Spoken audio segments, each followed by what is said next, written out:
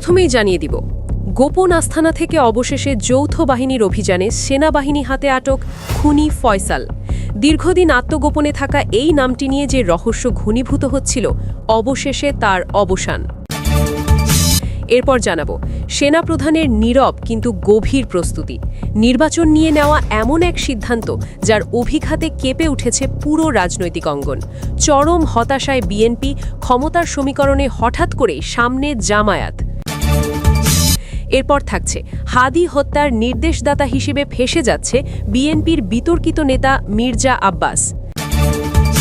এবং সব শেষে দেখবেন প্রাথমিক জিজ্ঞাসাবাদে হাদি হত্যার মাস্টারমাইন্ড সম্পর্কে চাঞ্চল্যকর তথ্য ফাঁস করলেন শুটার ফয়সাল করিম মাসুদ, যে তথ্য নতুন করে নাড়িয়ে দেবে দেশের ক্ষমতার কেন্দ্র।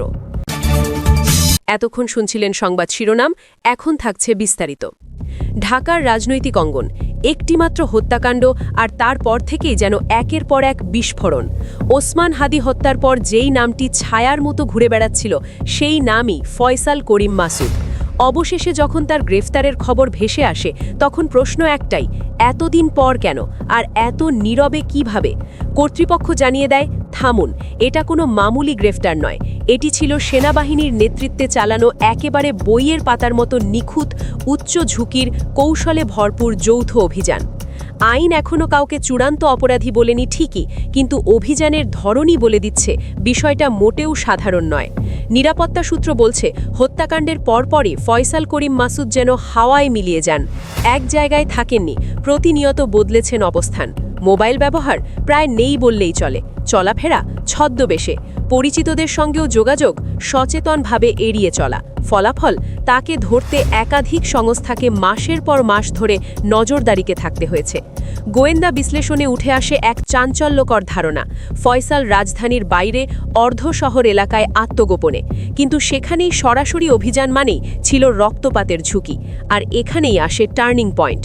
সেনাবাহিনী সিদ্ধান্ত নেয়, গুলি নয়, গেম। প্রথমে ছড়ানো হয় বিভ্রান্তিমূলক নিরাপত্তা তৎপরতার আভাস। উদ্দেশ্য একটাই, ফাঁদে ফেলতে হবে, তাড়াতে নয়। একই সঙ্গে সাদা পোশাকে একটি দল সাধারণ মানুষের ভিড়ে মিশে যায়। দিন যায়, রাত যায়, নজরদারি চলতেই থাকে। শেষ পর্যন্ত নিশ্চিত হওয়া যায় সন্দেহভাজন নিয়মিত যাতায়াত করছেন একটি নির্দিষ্ট স্থানে, যদিও প্রতিবারই চরম সতর্কতায়। তারপর আসে সেই দিন, ভোরের আলো ফোটার আগেই সেনাবাহিনীর বিশেষ ইউনিট নীরবে ঘিরে ফেলে পুরো এলাকা। কোনো সাইরেন নেই, কোনো ধাওয়া নেই, নেই অস্ত্রের ঝনঝনানি। বদলে বেছে নেওয়া হয় সবচেয়ে বিপজ্জনক অস্ত্র, মনস্তত্ত্ব। ফয়সালের সঙ্গে যোগাযোগ আছে এমন একজন পরিচিতের মাধ্যমে দেওয়া হয় একেবারেই নিরীহ সাক্ষাতের প্রস্তাব, কিন্তু সেই নিরীহ জায়গার চারপাশে তখন অদৃশ্য এক শক্তি নিরাপত্তা বলয়। সাধারণ মানুষের যেন একটুকু ক্ষতিও না হয়, সেই হিসেব কষেই সাজানো সবকিছু। ফয়সাল আসে, পরিচয় গোপন রেখে কথা বলা শুরু হয়। সময় গড়ায়, সে বুঝতেই পারেনি চারপাশের বৃত্তটা ক্রমেই ছোট হচ্ছে, আর ঠিক সেই মুহূর্তে চারদিক থেকে ঘিরে ধরে তাকে পুরোপুরি নিয়ন্ত্রণে নেওয়া হয়। না গুলি, না চিৎকার, না অক্তপাত। এমন নিখুঁত অপারেশন যে অনেকেই পরে জেনেছে কিছু একটা ঘটেছিল। নিরাপত্তা বাহিনীর বক্তব্য স্পষ্ট, রক্ত না ঝরিয়েই পরিস্থিতি নিয়ন্ত্রণ করাই ছিল একমাত্র লক্ষ্য। গ্রেফতারের পর ফয়সাল করিম মাসুদকে সেনাবাহিনীর তত্ত্বাবধানে প্রাথমিক জিজ্ঞাসাবাদে রাখা হয়। এরপর শুরু হয় আইন শৃঙ্খলা বাহিনীর কাছে হস্তান্তরের প্রক্রিয়া। কিন্তু দর্শক, এখানেই কি গল্প শেষ?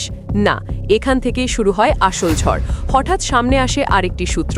তাদের দাবি শুনলে চমকে উঠতে হয়। তারা বলছে ফয়সাল রাজধানীর বাইরে ছিলেনই না, বরং ছিলেন রাষ্ট্রপতির তত্ত্বাবধানে। এত গোপনীয়তা, এত নাটক, সব নাকি রাষ্ট্রপতিকে আড়াল করতেই। আর রাজধানীর বাইরে গ্রেফতার একটি সাজানো গল্প। এই দাবির পর মুহূর্তেই রাজনৈতিক অঙ্গনে নেমে আসে তীব্র কম্পন। পরিস্থিতির গুরুত্ব বুঝে অন্তর্বর্তীকালীন সরকারের প্রধান উপদেষ্টা ডক্টর মোহাম্মদ ইউনুস সরাসরি প্রশ্ন ছুড়ে দেন রাষ্ট্রপতির দিকে। তার কণ্ঠে ছিল ক্ষোভ, ছিল বিস্ময়। তিনি বলেন, আমি সারা জীবন শান্তি আর ন্যায়ের কথা বলেছি, কিন্তু আমার সরকার কি তবে খুনিদের আশ্রয়স্থল? আপনার সরকারি বাসভবনে যদি খুনি ফয়সাল থেকে থাকে, এটা কি নিছক কাকতাল? ইউনুস আরও বলেন, হাদিকে সরিয়ে দিতে ফয়সালকে মোটা অঙ্কের অর্থ দেওয়া হয়েছে এমন ইঙ্গিত তথ্য প্রমাণেই মিলছে। তার প্রশ্ন আরও ধারালো, এই কি সেই বাংলাদেশ যার স্বপ্ন মানুষকে দেখানো হয়েছিল? একটার পর একটা চমক, কেঁচো খুঁড়তে খুলতে গিয়েই যেন বেরিয়ে আসছে বিষধর সাপ। হাদি হত্যার পর্দা উঠতে শুরু করেছে। এতদিন যাদের দেখা যায়নি তারা নাকি এখন আলোয় আসছে। পুলিশি তদন্তে উঠে আসা তথ্য রাজনীতির অন্দরমহলে রীতিমতো ভূমিকম্প ঘটিয়েছে। হত্যার মাস্টারমাইন্ড হিসেবে একের পর এক হাই প্রোফাইল নাম সামনে আসছে, আর সবচেয়ে বড় ধাক্কা রাষ্ট্রপতির নাম। তদন্ত সংশ্লিষ্ট সূত্র বলছে এটি কোনো একক ঘটনা নয়, এটি বহু দূর পর্যন্ত বিস্তৃত একটি গভীর ষড়যন্ত্র। সিসিটিভি ফুটেজ, কল রেকর্ড, আসামিদের জবানবন্দি সবই ইঙ্গিত করছে একটি নির্দিষ্ট মহলের দিকে। হত্যার আগে ও পরে বড় অঙ্কের সন্দেহজনক লেনদেনের তথ্য সামনে এসেছে, আর সেই অর্থের সূত্র ধরতেই গোয়েন্দাদের রাডারে আসে রাষ্ট্রপতির নাম, এমনটাই দাবি। অভিযোগ এখানেই থামে না, তদন্ত ভিন্ন খাতে নিতে ইচ্ছাকৃতভাবে বিভ্রান্তিকর তথ্য ছড়ানো হয়েছে বলেও অভিযোগ। সর্বশেষ দাবি আরও ভয়ঙ্কর। রাষ্ট্রপতির সরকারি বাসভবন থেকেই নাকি ফয়সাল করিম মাসুদকে আটক করা হয়েছে। দায়িত্বশীল এক পুলিশ কর্মকর্তার ভাষায়, হাদিকে গুলি করার জন্য রাষ্ট্রপতি নিজেই ফয়সালকে অর্থ দিয়েছিলেন। প্রশ্নটা তাই ভয়াবহ, রাষ্ট্রের সর্বোচ্চ অভিভাবকের আসনে বসে একজন খুনিকে ভাড়া করা এবং তাকে পাহারা দেওয়া কিভাবে সম্ভব? ওসমান হাদির হত্যাকাণ্ড এখন আর শুধু একটি খুন নয়, এটি হয়ে উঠেছে ক্ষমতা, ভয় আর বিশ্বাসঘাতকতার এক অন্ধকার অধ্যায়। যে সন্দেহকে এতদিন গুজব বলে উড়িয়ে দেওয়া হয়েছিল, সেখানেই লুকিয়েছিল সবচেয়ে বড় সত্য। আর সেই সত্যের কাছাকাছি পৌঁছতেই এখন নড়ে চড়ে বসেছে ইউনুস প্রশাসন। রাজনৈতিক অন্দরমহলে চাপা উত্তেজনা স্পষ্ট। মোহাম্মদ ইউনুস, রাষ্ট্রপতি ও সেনাপ্রধান ওয়াকারুজ্জামানের সম্পর্ক নিয়েও চলছে ফিসফাস, যার ছায়া পড়ছে তদন্তের উপর। একসময় বলা হয়েছিল ফয়সাল ভারতে পালিয়েছে, কিন্তু আশ্চর্যের বিষয়, প্রশাসন কখনোই তা চূড়ান্তভাবে বলেনি। বরং ডিজিএফআই এর অনুসন্ধানে উঠে আসছে আরও ভয়ঙ্কর ইঙ্গিত, এমন শক্তির নাম যার ছায়া নাকি আরও অনেক ওপরে। তদন্ত সংশ্লিষ্টরা বলছেন, ফয়সাল যদি জীবিত থাকে তবে ফাঁস হয়ে যেতে পারে সেই নাম যে দাবার বোর্ডে বসে পুরো খেলাটা নিয়ন্ত্রণ করেছে।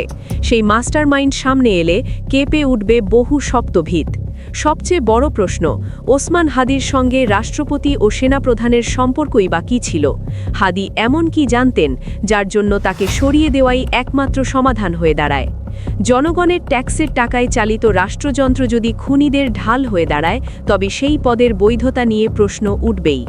আজ মানুষের কণ্ঠ একটাই, হাদির রক্ত বিচার চায়।